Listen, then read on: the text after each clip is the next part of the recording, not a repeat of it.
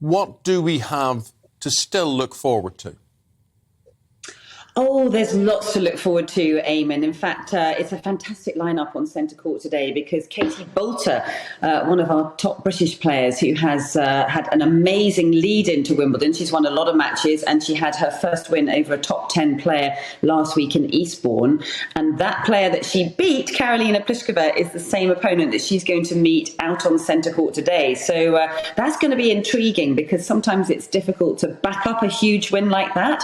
But I feel as if she loves being out on a great stage. Many of the viewers might remember Pliskova was the player that got to the final last year and lost to Ash Barty. And then it's Rafael Nadal up against Ricardis Berankis. And finally on the centre court, Coco Gauff up against Michaela Buzanescu. But as you mentioned before you came to me, there's still plenty of Brits left in action. Cam Norrie, Harriet Dart, Peniston went out, unfortunately, but Heather Watson, she won yesterday as well. So there's plenty of interest still in the championships.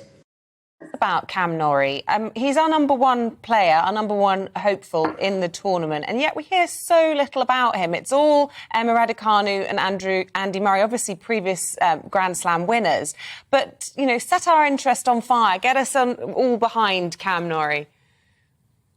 Yeah, I love watching him play and I just have so much respect for him. And I think that over the last couple of seasons, the tour and the locker room, as we say, have enormous respect for him because he's got his ranking up to 12 in the world. He came through the college system in America and he sort of plays very much under the radar, but he's an absolute physical beast, I would say, on the court because he can run and run and run and he will never, ever be beaten in a match where he's not physically fit. He's just got such an engine inside him and he's just worked so incredibly hard. And I think a few years ago, had he been amongst kind of Tim Henman and Greg Rosetsky, if he was in that era, we would be hailing him as one of our really great champions here in Britain. But because we're so used to, big wins with, as you say, Andy Murray over the years with his 3 Grand Slam titles, Emma Raducanu, he's kind of just as I said, under the radar and people probably don't know so much about him.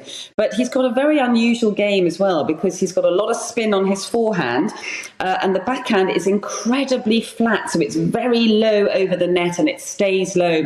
And a lot of opponents find him very, very tricky. And he won a really huge title on the tour last year at Indian Wells. And that is one of the really big titles that sits underneath some of the Grand Slams. So I think when players see his name in the draw, they're quite fearful of him. He's never been beyond the 3rd round here at Wimbledon. But I sort of feel he's just making his moves. And maybe this is his year that he's going to go a little bit deep.